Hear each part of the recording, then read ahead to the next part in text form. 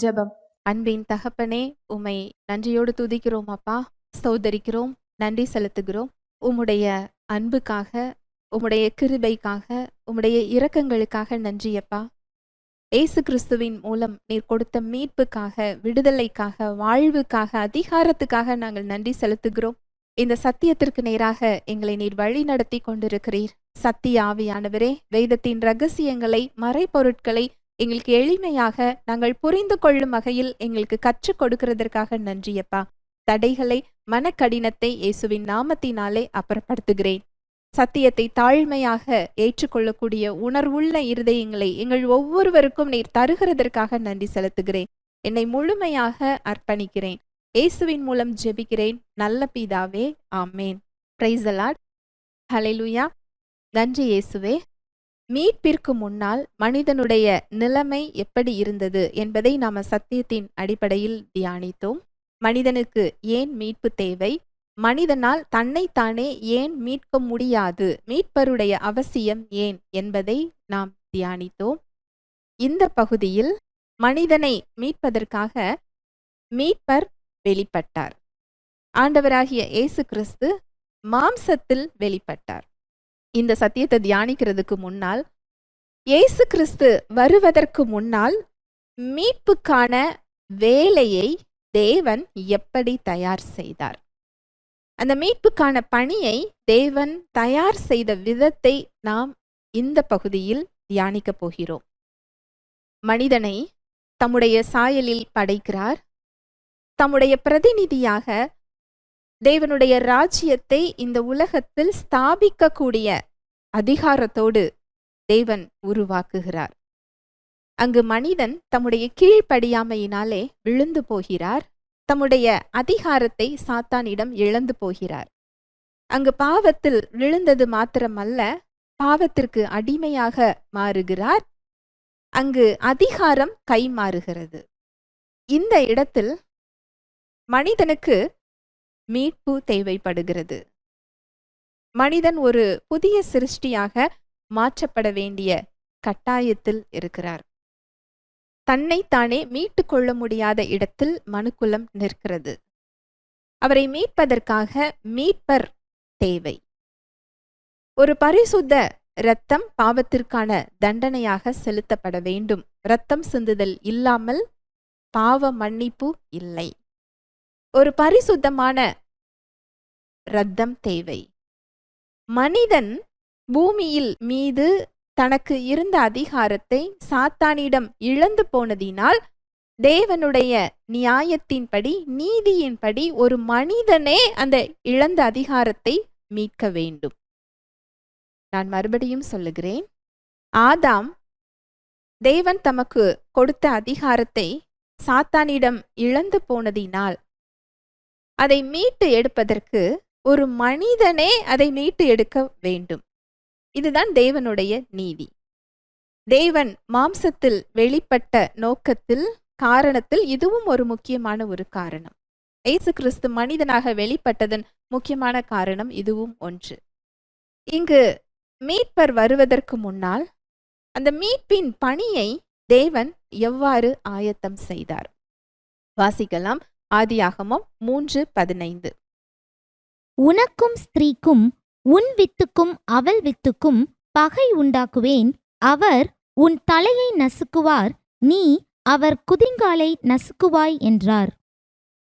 உனக்கும் ஸ்திரீக்கும் உன் வித்துக்கும் அவள் வித்துக்கும் பகை உண்டாக்குவேன்.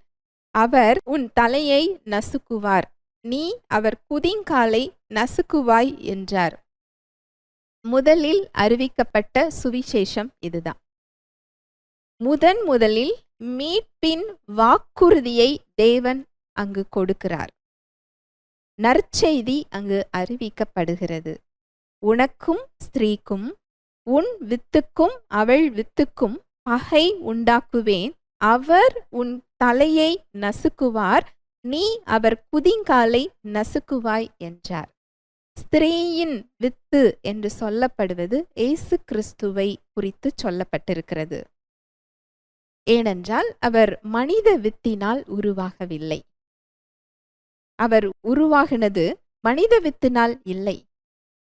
அதனால்தான் இங்கு ஸ்திரீயின் வித்து என்று சொல்லப்பட்டிருக்கிறது.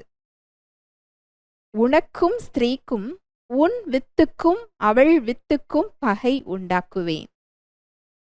அதற்காக இயேசு கிறிஸ்து மரியாளின் வயிற்றில் உருவாக்கும் போது படைக்கப்பட்டவரா என்று அநேக தவறான நம்பிக்கைகள் இருக்கிறது. இல்லை, அப்படி அல்ல. ஆதியிலே வார்த்தை இருந்தது, அந்த வார்த்தை தேவனிடத்தில் இருந்தது, அந்த வார்த்தையே தேவனாய் இருந்தது. அந்த வார்த்தை மாம்சமாகி மனு உருவாகி கிருபையினாலும் சத்தியம் நிறைந்தவராகவும் நமக்குள்ளே வாசம் பண்ணினார். யோவான் 1:14. அந்த வார்த்தை மாம்சமாகி கிருபையினாலும் சத்தியத்தினாலும் நிறைந்தவராய் நமக்குள்ளே வாசம் பண்ணினார். அவருடைய மகிமையை கண்டோம். அது பிதாவுக்கு ஒரே பெயரானவருடைய மகிமைக்கு ஏற்ற மகிமையாகவே இருந்தது. அது கர்த்தருடைய மகிமையாகவே இருந்தது என்று வேதம் சொல்லுகிறது. அவர் ஆதியிலே தேவனோடு இருந்தார், தேவனாக இருந்தார் என்று வேதம் சொல்லுகிறது. அங்கு ஸ்திரீயின் வித்து என்று இயேசு கிறிஸ்து குறிப்பிடப்படுகிறார். பரிசுத்த ஆவி மரியாளின் மேல் நிழலிட்டதினால் அங்கு அவருடைய மாம்சம் உருவாகிறது. அவருடைய ஆவி தங்குவதற்கேற்ற மாம்சம் அங்கு உருவாக்கப்படுகிறது, ஒரு சரீரம் உருவாக்கப்படுகிறது. ஆதியாகமம் 3:15. உனக்கும் ஸ்திரீக்கும் உன் வித்துக்கும் அவள் வித்துக்கும் பகை உண்டாக்குவேன். அவர் உன் தலையை நசுக்குவார், நீ அவர் குதிங்காலை நசுக்குவாய் என்றார். இந்த பெண்ணின் சந்ததி, பெண்ணின் வித்து என்று சொல்லப்படுவது இயேசு கிறிஸ்துவை சுட்டி காட்டுகிறது. இது முதலாவது சுவிசேஷம். அறிவிக்கப்பட்ட முதல் சுவிசேஷம் இதுதான். அங்கு இது ஒரு சோகமான ஒரு நிலைமைதான். தேவன் படைத்த இயல்புக்கும் படைத்த தரத்திற்கும் படைத்த நோக்கத்திற்கும் மாறாக மனிதன் விழுந்து விட்டார். மீட்க முடியாத ஒரு இடம். இந்த நம்பிக்கை அற்ற ஒரு நிலைமையிலையும் தேவன் ஒரு நம்பிக்கையின் விதையை அங்கு விதைக்கிறார். ஒரு மீட்பின் நற்செய்திய, ஒரு தீர்க்க தரிசனத்தை அங்கு சொல்லுகிறார். அங்கு மனிதனுடைய குற்றத்தை அவர் சுட்டி காட்டவில்லை. நான் படைத்த நோக்கம் வேறு, நீ விழுந்து விட்டாயே, உன்னால் இந்த நிலைமை ஏற்பட்டு விட்டதே என்று தேவன் சொல்லவில்லை. மாறாக இதற்கு மாற்றாக நான் ஒரு திட்டம் வைத்திருக்கிறேன் என்று மீட்பின் திட்டத்தை அங்கு அறிவிக்கிறார்.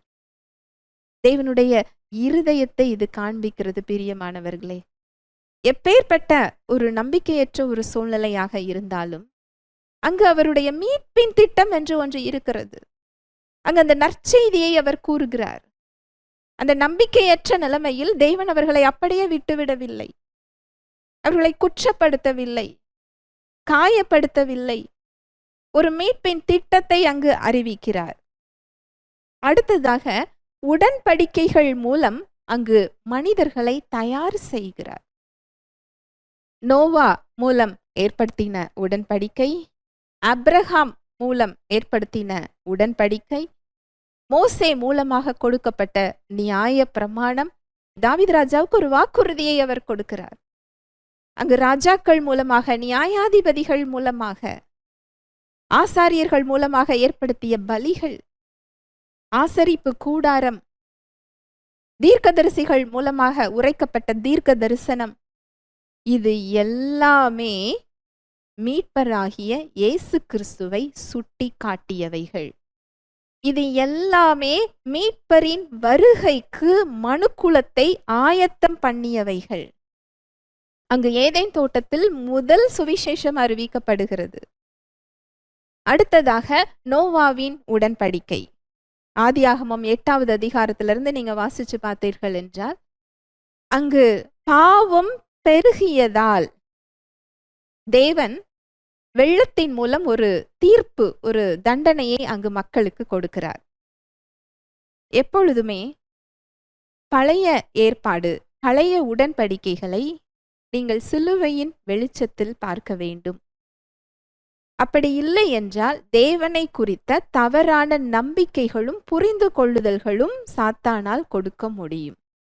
அந்த கிருபையின் வெளிச்சமே அவருடைய அன்பையும் இருதயத்தையும் கிறிஸ்துவுக்குள்ளான நம்முடைய அடையாளத்தையும் நமக்கு சுட்டி காட்டும், சத்தியத்தை புரிந்து கொள்ள வைக்கும். இங்கு நோவா காலத்தில் ஏற்பட்ட வெள்ளம் அதன் மூலம் மக்களை அழித்தது. இதன்படியே, இந்த அளவின்படியே, இந்த காட்சியின்படியே நாம் இன்றளவும் தேவனை பார்த்து கொண்டே இருக்கிறோம். தேவன் கோபமானவர், கண்டிப்பானவர், தண்டனை கொடுப்பவர் என்ற இந்த காட்சியின்படி, கற்பனையின்படி அவரை நீங்கள் பார்த்தீர்கள் என்றால், சிலுவையில் அவர் கொடுத்த மீட்பின் அனுபவங்களை உங்களால் அனுபவிக்க முடியாது. தைரியமாக அவருடைய உறவிற்குள் செல்ல முடியாது. ஏன் நோவாவுடைய காலத்தில் அங்கு வெள்ளத்தை அனுமதித்தார்? இதற்கு பெரிய காரணம் இருக்கு. இங்கு ஏதேன் தோட்டத்துல ஒரு தீர்க்க தரிசனத்தை சொல்லுகிறார். முதல் சுவிசேஷத்தை அறிவிக்கிறார். ஸ்திரீயின் வித்துக்கும் உன் வித்துக்கும் பகையை உண்டாக்குவேன். அவர் உன் தலையை நசுக்குவார், நீ அவருடைய குதிங்காலை நசுக்குவாய் என்றவுடன் சாத்தானுக்கு தெரிந்துவிட்டது, தேவன் மனிதனாக வரப்போகிறார், மாம்சத்தில் பிறக்கப் போகிறார், ஒரு மீட்பை கொடுக்கப் போகிறார் என்று தெரிந்தவுடன் அவர் மனிதனாக வரக்கூடிய இடங்களை அவன் தடுக்க நினைக்கிறான். ஆதியாகமம் 6வது அதிகாரத்தை நீங்க எடுத்து வாசிச்சு பார்த்தீர்கள் என்றால், ஆதியாகமம் 6:1-2. மனுஷர் பூமியின் மேல் பெருக துவக்கி அவர்களுக்கு குமாரத்திகள் பிறந்தபோது தேவகுமாரர் மனுஷ குமாரத்திகளை அதிக சௌந்தரியமுள்ளவர்கள் என்று கண்டு அவர்களுக்குள்ளே தங்களுக்கு பெண்களை தெரிந்து கொண்டார்கள். இந்த தேவகுமாரர்கள் என்ற வார்த்தை எபிரேய மொழியில் என்ன சொல்லப்பட்டிருக்கிறது என்றால், விழுந்து போன தூதர்கள். இந்த விழுந்து போன தூதர்கள் மனிதர்களுடைய குமாரத்திகளை அழகுள்ளவர்கள் என்று கண்டு அவர்களோடு உறவு வைத்து அங்கு குழந்தைகள் பிறக்கிறது. அந்த குழந்தைகள் சராசரியான மனித உருவில் இல்லை, ராட்சத உருவில். இதை நம்ம பழைய உடன்படிக்கையில் அநேக வசனங்கள்ல பார்க்க முடியும். இதை எபிரேய மொழியில நெஃப்லிம் என்று சொல்லப்படுகிறது. அப்படி என்றால் விழுந்து போன தூதர்களுக்கும் மனித பெண்களுக்கும் இடையே பிறந்த குழந்தை. இது மனித வர்க்கத்திலையும் சேர்க்க முடியாது, விழுந்து போன தூதர் கூட்டத்திலையும் இந்த உருவத்தை சேர்க்க முடியாது.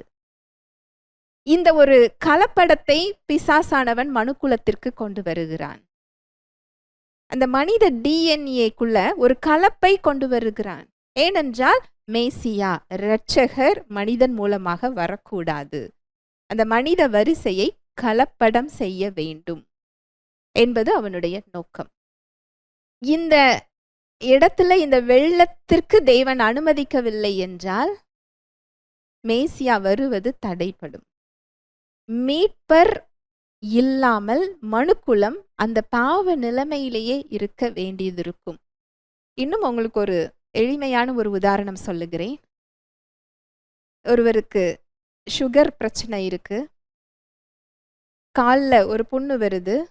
அந்த நபர் அதை சரியாக கவனிக்கல, அந்த புண் ஆழமாக அந்த காலுக்கு உள்ள ஒரு அழுகிய நிலைமை ஏற்படுகிறது. அது இன்ஃபெக்ஷன் ஆகி ஒரு அழுகிய ஒரு இடத்துக்கு அந்த கால் வருகிறது. இந்த பிரச்சனை நம்ம எல்லாரும் பார்க்கிற ஒரு பிரச்சனை. நமக்கு மெடிக்கலி, நமக்கு மருத்துவ ரீதியாக இந்த பிரச்சனை புரியும். மருத்துவரிடம் செல்லுகிறார். அந்த புண் வெளிப்புறமாக மட்டும் இருக்கிற வரைக்கும் மருந்து வைத்து அதை சரி செய்ய முடியும். அது உட்புறமாக தொற்று ஏற்பட்டு விட்டால், அழுக ஆரம்பித்து விட்டால், அது எந்த இடம் வரைக்கும் அழுகி இருக்கிறதோ அந்த இடம் வரைக்கும் அதை நீக்கி ஆப்ரேஷன் செய்து தான் அந்த இடத்த சரி செய்ய முடியும். அந்த இடத்துல அந்த அழுகி போன பகுதியை நீக்குவது என்பது மருத்துவருக்கு அந்த நோயாளியின் மீது கோபம் என்று அர்த்தம் அல்ல. மருத்துவருக்கு அந்த நோயாளி மீது அழிக்க வேண்டும் என்ற அந்த எண்ணமும் அல்ல. அந்த நோயாளியின் உயிரை காப்பாற்ற வேண்டும். அந்த அழுகிய பகுதியை விட நோயாளியின் உயிர் முக்கியம். அதனால் சரீரத்தில் ஒரு அழுகி போன ஒரு சிறிய பகுதியை நீக்குவது சிறந்த முறையாக அதில் தெரியும். இது போன்றுதான் நோவாவுடைய காலத்தில் அங்கு ஒரு பெருங்கூட்டத்தை, மனுக்குலத்தை மீட்பதற்காக அங்கு பிசாசானவனால் மனித கலப்பு அங்கு ஏற்படுகிறது. விழுந்து போன தூதர்களுக்கும் மனிதர்களுக்கும் இடையே ஒரு கலப்பு இனம் உருவாகிறது. மேசியா வராமல் அவன் தடுக்கிறான். இந்த ஒரு அழிவை அழிப்பதன் மூலம் அங்கு மேசியா வருகிறதற்கான வழி சீரமைக்கப்படுகிறது. அந்த அழுகி போன பகுதியை நீக்குவது போல.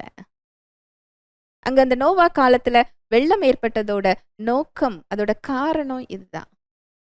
ஆனாலும் அந்த தீங்குக்கும் அவர் மனஸ்தாபப்படுகிறார். அந்த பாவத்திற்கு அங்கு ஒரு தண்டனை, ஒரு தீர்ப்பு இருக்கிறது. வெள்ளத்தினால் அந்த இனம் மக்கள் அழிக்கப்படுகிறார்கள்.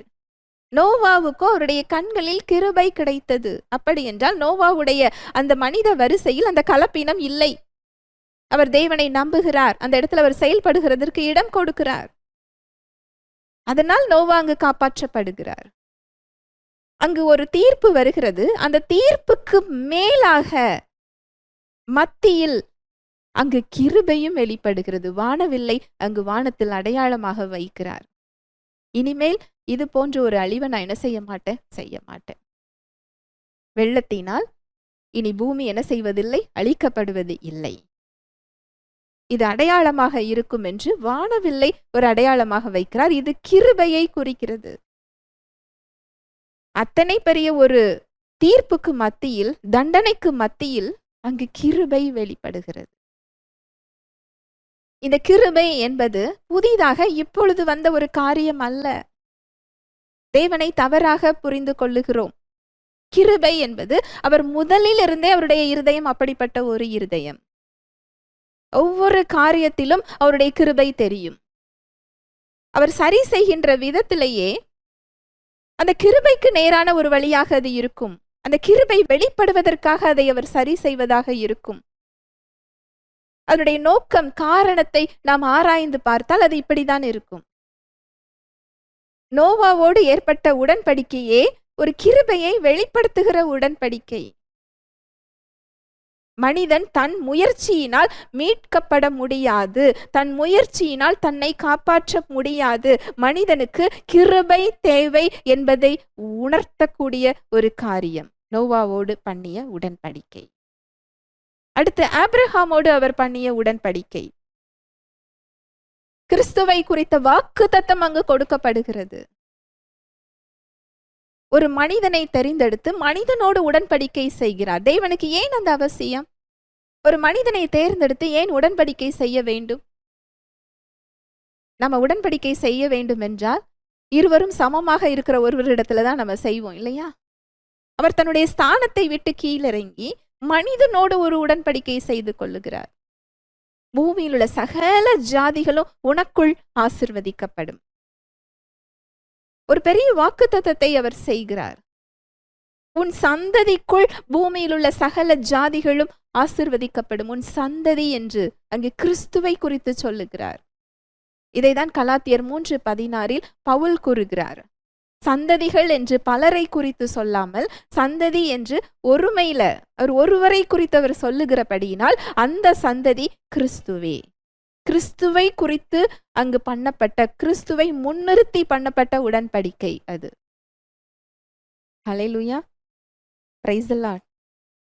ஆபிரகாமை தேவன் தேர்ந்தெடுத்தது ஒரு தனிப்பட்ட மனிதன் மூலமாக ஒரு ஜாதியை அவர் தேர்ந்தெடுக்கிறார். அந்த ஜாதியின், அந்த இனத்தின் மூலமாக அவர் மேசியா வருவதற்கு திட்டம் இடுகிறார். தேவனுடைய திட்டம் இதுதான்.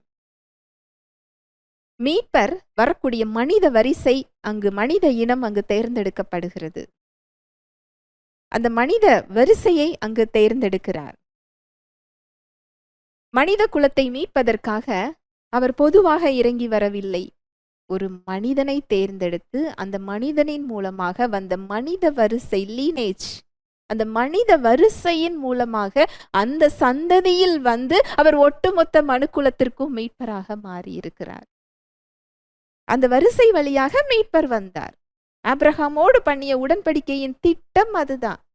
நீங்களும் நானும் மீட்கப்பட வேண்டும். நீங்களும் நானும் தேவனுடைய உறவிற்குள் செல்ல வேண்டும், புதிய சிருஷ்டியாக மாற வேண்டும் என்ற திட்டத்தின் முன்னேற்பாடுதான் ஆபிரகாமோடு அவர் பண்ணிய உடன்படிக்கை. ஹல்லேலூயா, பிரைஸ் தி லார்ட். அதுக்கு இஸ்ரவேல் தேசம் ஒரு எடுத்துக்காட்டு, ஒரு மாதிரி. எண்ணிக்கையில் அதிகமாக இருந்ததினால் நான் உங்களை தேர்ந்தெடுக்கல என்று அவர் உபாகமத்தில் அங்கு இஸ்ரவேல் மக்களிடம் கூறுகிறார். நீங்க சிறிய கூட்டமா இருக்கும்போது நான் உங்களை தேர்ந்தெடுத்தேன். அங்கு இஸ்ரவேல், ஆபிரகாமின் சந்ததியாராகிய இஸ்ரவேல் விசேஷித்த ஜனம் என்று வேதம் சொல்லுகிறது. இதுலயும் நமக்கு நிறைய சந்தேகம் வரும். நம்மை காட்டிலும் அவர்கள் விசேஷித்தமானவர்களா என்று கேட்டால், நம்மை ஆசிர்வதிக்கவே அவர்கள் விசேஷித்தமானவர்களாக தேர்ந்தெடுக்கப்பட்டார்கள். இதுதான் உண்மை. அவரிடத்தில் பட்சபாதம் இல்லை. அந்த மக்களுக்கு அநேக சட்ட திட்டங்கள், அந்த இனத்தோடு சேரக்கூடாது, இந்த மக்களோடு சேரக்கூடாது, கலக்கக்கூடாது, திருமணம் செய்யக்கூடாது, இந்த சாப்பாடை செய்யக்கூடாது, அங்கு பெண் எடுத்து பெண் கொடுக்கக்கூடாது, இப்படியெல்லாம் சட்ட திட்டங்கள் அநேகம். ஏனென்றால் புற ஜாதிகளோடு அவர்கள் கலக்கும் போது, அந்த புற வழிபாடுகளை அவர்கள் கற்றுக்கொண்டால் தேவனை விட்டு பின்வாங்கி போவார்கள். தேவனுடைய வழியில் அவர்கள் செல்ல மாட்டார்கள். தேவனை விசுவாசிக்கக்கூடிய ஒரு மனிதன் இல்லாமல் போய்விடுவான். அதற்காக ஒரு மனித இனத்தை தனக்கென்று பிரித்தெடுக்கிறார். எல்லாரை விட்டும் அவர்களை பிரித்தெடுக்கிறார். ஒரு கட்டுக்கோப்பாக, ஒரு சட்ட திட்டத்துக்குள் அவர்களை வைக்கிறார். நீங்களும் நானும் மீட்கப்பட வேண்டும் என்பதற்காக ஒரு மனித வரிசையை அங்கு தேர்ந்தெடுக்கிறார். அங்கு அந்த மக்கள் நன்மைகளை அனுபவித்தார்கள். தேவனுடைய வழிகளை விட்டு பின்வாங்கும் பொழுது அங்கு நியாய தீர்ப்பையும் அனுபவித்தார்கள். அவர்கள் வெற்றி பெற்ற போதும், அவர்கள் தோல்வியை அனுபவிக்கும் பொழுதும், தன்னுடைய வலிமையினால் பெற்ற வெற்றி என்று அவர்கள் சொல்லாத படிக்கு அது தேவனுடைய பலத்தினால் பெற்ற வெற்றி என்பதை இன்றும் வரலாறு அங்கு சுட்டி காட்டி கொண்டிருக்கிறது. அந்த மக்களுடைய வாழ்க்கையை நீங்க எடுத்து பார்த்தீர்கள் என்றால், அங்கு அந்த மக்கள் அவர்களுடைய பலத்தினால் அது செய்யவில்லை என்று நமக்கு தெரியும். அங்கு தான் தேர்ந்தெடுத்த பாதையில் அவர்கள் விழுந்து போகும்போது தேவனுடைய கிருபை அவர்களை தூக்கி எடுத்து அவர்களை சரி செய்யறதையும் பார்க்க முடியும். அவருடைய வாழ்க்கை வரலாற்றில் அவருடைய கிருபை அங்கு இருக்கிறத பார்க்க முடியும். அங்கு மீட்பர் வருவதற்காக ஒரு மீட்பின் திட்டம் அவர்கள் வழியாக அவர் செயல்படுத்தியதை பார்க்க முடியும். அங்க இஸ்ரவேல் ஜனத்தின் வாழ்க்கை எடுத்து பார்க்கும்போது மனிதர்கள் எவ்வளவு பலவீனமானவர்கள், தேவன் எவ்வளவு கிருபை நிறைந்தவர். நம்மை நாம மீட்க முடியாது, நம்முடைய முயற்சியில் நம்ம தோல்வியை தான் பெற முடியும் என்ற அந்த ஒரு உண்மையை அவர்களுடைய வாழ்க்கையில நம்ம பார்க்க முடியும்.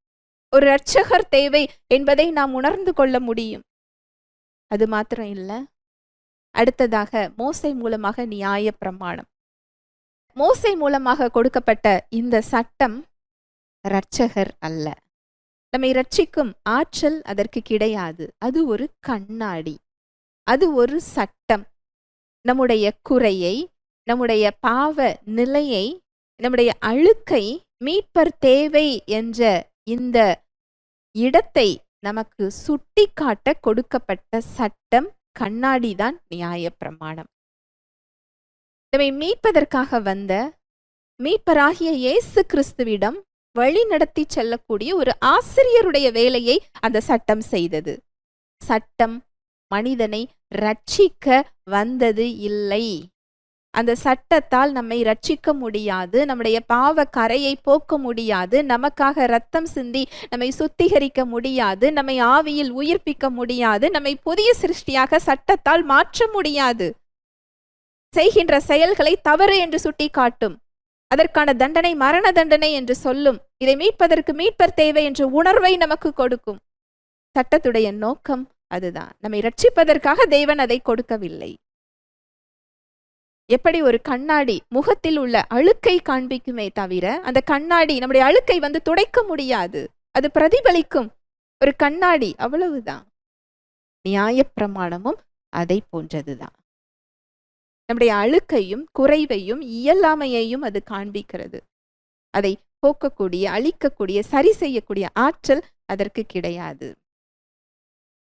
மனிதன் தன்னை தானே நியாயப்படுத்த முடியாது, தேவனிடத்தில் கொண்டு சேர்க்க முடியாது, அவருடைய பரிசுத்தத்திற்கு செல்ல முடியாது என்பதை உணர வைப்பதற்காக அது கொடுக்கப்பட்டது. இதிலிருந்து மீட்பதற்கு இரட்சகர் தேவை என்ற உணர்வை நமக்குள் கொடுப்பதற்காக அது கொடுக்கப்பட்டது. நியாய பிரமாணத்தின் நோக்கம் அதுதான். இப்படிதான் அவர் மனிதர்களை தயார் செய்கிறார் இரட்சகரின் வரவை நோக்கி. ஏனென்றால் பூமியின் மீது மனிதர்களுக்கு தான் அதிகாரம். நீங்க நல்லா கவனிக்கணும். ஏதேன் தோட்டத்துல மனிதன் ஒரு தேர்ந்தெடுக்கும் உரிமையோடு தான் படைக்கப்படுகிறார். தம்முடைய பிரதிநிதியாக மனிதனை அங்கு உருவாக்கிவிட்டு தம்முடைய ராஜ்யத்தை பூமியில் ஸ்தாபிப்பதற்காக மனிதனை உருவாக்கிவிட்டு அங்கு ஒரு கட்டளையை கொடுக்கிறார். நன்மை தீமை அறியத்தக்க கனியை நீ புசிக்க கூடாது, புசிக்கும் நாளில் சாகவே சாவாய். நீ இதை புசிக்காத, இதை சாப்பிடாத, இதை சாப்பிட்டால் நீ இறந்து விடுவாய் என்று தேவன் சொல்லுகிறார். நம்முடைய சின்ன குழந்தை, நீ கிச்சனுக்கு அடுப்படிக்கு வராத, அடுப்பு மேல உள்ள தீல கைய வைக்காத, அது சுட்டுவிடும் என்று நாம் நம்முடைய குழந்தையிடம் சொன்னால் அதற்கான நோக்கம் என்ன?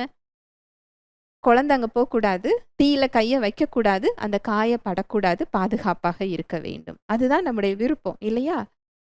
இது போலதான் அங்கு தேவன் ஆதாம் கிட்ட சொல்றாரு, இதை நீ சாப்பிடாத, சாப்பிடும் நாளில் நீ என்ன செய்வாய்? மரித்து விடுவாய். தேவனுடைய விருப்பம் அது அவர் செய்யக்கூடாது. தேவனுடைய விருப்பம் அங்கு நிறைவேறியதா? தேவனுடைய விருப்பத்தை மனிதன் மேல் புகுத்தி அதை செய்ய வைத்தாரா என்று கேட்டால் இல்லை. ஒரு ஃப்ரீடம் ஆஃப் சாய்ஸ், தேர்ந்தெடுக்கும் உரிமை. அதே போன்று சாத்தான் எப்படியாவது அதை செய்ய வைக்கணும், எப்படியாவது தேவனிடமிருந்து பிரிக்கணும், அந்த மரணத்தை மனிதனுக்கு கொடுக்கணும். சாத்தானுடைய திட்டம் அதுதான். தேவனுடைய படைப்பை அழிக்க வேண்டும். இதுதான் அவனுடைய நோக்கம். அங்கு பாம்பின் மூலம் மனிதர்களிடம் செல்லுகிறான். தேவனுடைய படைப்பை அழிக்க வேண்டும் என்றால் அவர்களை அழித்திருக்கலாமே, அந்த விஷத்தை கொண்டவர்களை அழித்திருக்கலாமே. அது முடிந்ததா என்று கேட்டால் அதுவும் இல்லை. அவன் அங்கு பயமுறுத்தல. ஏனென்றால் அவனை ஆளும் அதிகாரம் மனிதனுக்கு தான் கொடுக்கப்பட்டிருந்தது. மனிதனை அவன் அழிக்க முடியாது. தன்னுடைய கருத்தை அவன் திணிக்க முடியவில்லை. ஏமாற்றுகிறான், பொய் சொல்லுகிறான், தன்னுடைய கருத்தை அவன் ஏற்றுக்கொள்ள வைக்கிறான். தேவனும் தன்னுடைய விருப்பத்தை சொல்லுகிறார், சாத்தானும் தன்னுடைய விருப்பத்தை சொல்லுகிறான். அதை தேர்ந்தெடுக்க இடத்தில் மனிதன் இருக்கிறார். அல்லேலூயா, பிரைஸ் தி லார்ட். இன்றைக்கும் பிரியமானவர்களே, மனிதர்களுடைய இடம் இதுதான். தேவனும் ஒன்றை உங்களிடம் கட்டாயப்படுத்த முடியாது, பிசாசானவனும் உங்களிடம் கட்டாயப்படுத்த முடியாது. நீங்கள் எதை தேர்ந்தெடுக்கிறீர்களோ அவர்கள் உங்கள் வாழ்வில் செயல்பட முடியும். உண்மை, ஆவிக்குரிய உண்மை இதுதான். எப்படி மனிதனுக்கு பூமியின் மீது அதிகாரம் கொடுக்கப்பட்டதோ, மனிதன் ஒத்துழைக்காமல் தேவனால் பூமியின் மீது செயல்பட முடியாது. நீங்க கேட்கலாம், அவர் சர்வ வல்லவராச்சுதே, அவருக்கு இல்லாத அதிகாரமா என்றால் அவர் சர்வ வல்லவர் தான். ஆனால் எப்பொழுது மனிதனுக்கு அந்த அதிகாரத்தை கொடுத்தாரோ அந்த வார்த்தைக்கு அவர் கட்டுப்பட்டவராக இருந்தார். அந்த வார்த்தைக்கு அவர் உண்மையுள்ளவராக இருந்தார். ஏனென்றால் அவர் உண்மையுள்ளவர், அவர் மாறாதவர், அவர் நீதியுள்ளவர். இதில் அவர் மாறினால் அவருடைய இயல்பு மாறுகிறதாக அர்த்தம். இதை அவர் செய்ய முடியாது, செய்யவும் மாட்டார். ஒரு மனிதன் ஒத்துழைக்காமல் தேவன் செயல்பட முடியாது, பூமியில் வர முடியாது. ஒரு மனிதனுடைய ஒத்துழைப்பு தேவை. மீட்பர் வர வேண்டும் என்றால் மீட்பர் வேண்டும் என்று பூமியில் ஒரு மனிதன் ஒத்துழைக்க வேண்டும், விரும்ப வேண்டும். இந்த விருப்பத்தை, இந்த தேவையை மனிதர்களுடைய இருதயத்தில் தேவன் விதைத்து கொண்டே வருகிறார். ஏதேன் தோட்டத்தில் இருந்து ஸ்திரீயின் வித்துக்கும் உன் வித்துக்கும் நான் பகையை உண்டாக்குவேன். அங்கு ஒரு விதையை போடுகிறார். மீட்பர் வரப்போகிறார் என்ற விதை. நோவா மூலமாக ஒரு விதை, கிருபையை குறித்த விதை. எப்பேற்பட்ட ஆக்கினையாக இருந்தாலும் அங்கு தேவனுடைய கிருபை உண்டு, ஒரு மீட்பின் திட்டம் உண்டு என்ற விதை. ஆபிரகாம் மூலமாக ஒரு விதை, மேசியா வரப்போகிறார் என்ற ஒரு விதை. நியாயப்பிரமாணத்தின் மூலமாக இது நம்மால முடியாது, நமக்கு தேவை ஒரு மீட்பர் என்று மீட்பரை உணர வைக்க ஒரு விதை. அடுத்ததாக பலியிடும் முறை. சர்வாங்க தகன பலி, பாவ நிவாரண பலி, குற்ற நிவாரண பலி, சமாதான பலி, இன்னும் அநேக பலிகள். ஒவ்வொரு பலிகளும் பலியிடும் பொழுது மனிதன் தனக்கு பதிலாக தான் பெற வேண்டிய மரணத்திற்காக இன்னொரு உயிர் கொடுக்கப்படுகிறது என்பதை உணர்த்துவதற்காக அங்கு கொடுக்கப்பட்டது. அந்த விலங்குகளின் பலியில இந்த செய்தி தான் சொல்லப்படுகிறது. இந்த விலங்கு எப்படி பலியாகிறதோ இது போல் தான் பலியாக வேண்டிய ஒருவன், தான் பலியாக வேண்டிய ஒருவள் எனக்காக அங்கு இன்னொரு உயிர் அங்கு மரணத்தை தழுவுகிறது. நமக்காக மீட்பர் அங்கு மரணத்தை சந்திக்க போகிறார் என்ற செய்தி அங்கு சொல்லப்படுகிறது. மீட்பின் செய்தி அங்கு ஒரு சாயலாக மக்கள் உள்ளத்தில் விதைக்கப்படுகிறது. ஆசரிப்பு கூடாரம், உடன்படிக்கை பெட்டி, ராஜாக்கள் ஒவ்வொரு காரியத்திலையும் அவர் சொல்லிக்கொண்டே வந்தது மீட்பரை குறித்து, மீட்பர் கொடுக்க போகின்ற மீட்பை குறித்து. இது ஒவ்வொருவர் மூலமாகவும் தேவன் வெளிப்படுத்தி கொண்டே வருகிறார். தாவீது ராஜா என்றென்றைக்குமான ஒரு ஆட்சி, நிலையான ஒரு ஆட்சி. தாவீது ராஜாவுக்கு அவர் கொடுக்கின்ற வாக்கு தத்தம், நித்தியமான ஆட்சி உன் சந்ததியிலிருந்து எழும்ப பண்ணுவேன் என்று சொல்லுகிறார். ஏனென்றால் அவருடைய சந்ததியில் தான் இயேசு கிறிஸ்து மனிதனாக வருகிறார். வாக்கு தத்தம் அங்கு கொடுக்கப்படுகிறது.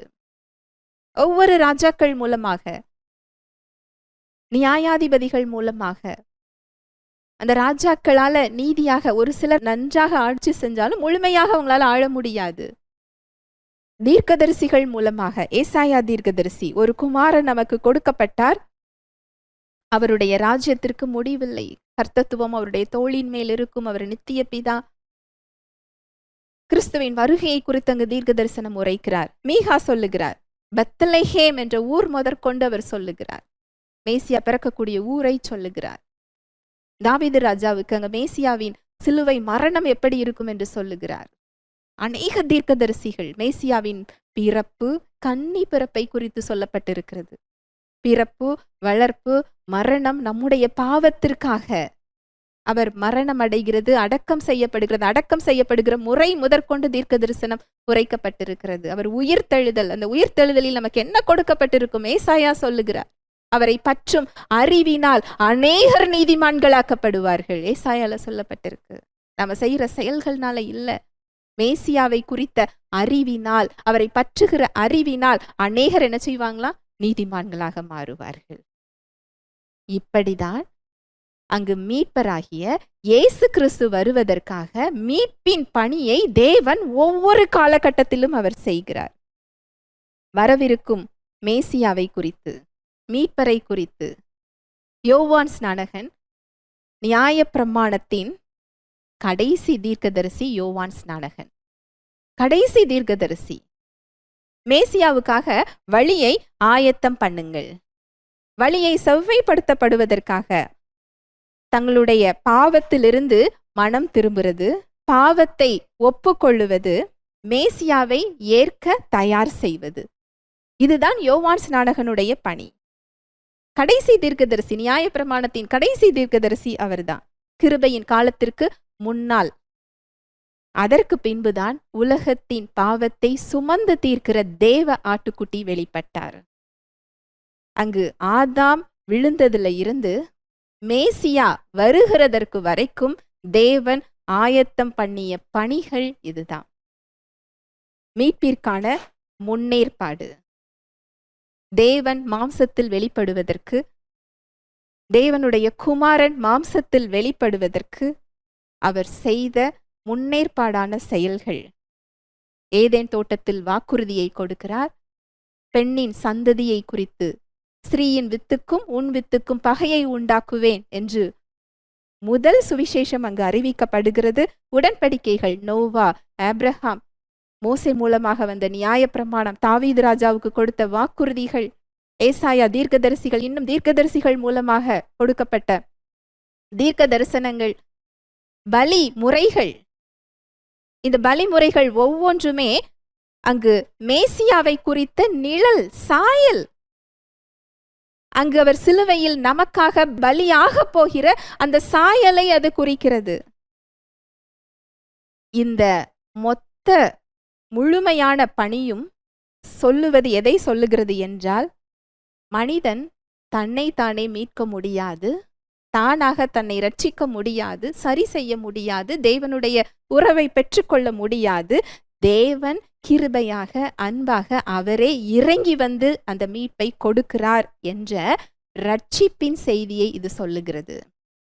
இயேசு கிறிஸ்துவின் மூலமாக அவர் நித்திய மீட்பை நமக்கு தருகிறார் என்ற நற்செய்தியை இந்த செயல்கள் சொல்லுகிறது.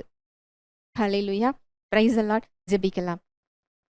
அன்பின் தகப்பனே, உம்மை நன்றியோடு துதிக்கிறோம் அப்பா, சோதரிக்கிறோம், நன்றி செலுத்துகிறோம் அப்பா. உம்முடைய அன்புக்காக, கிருபைக்காக நன்றி.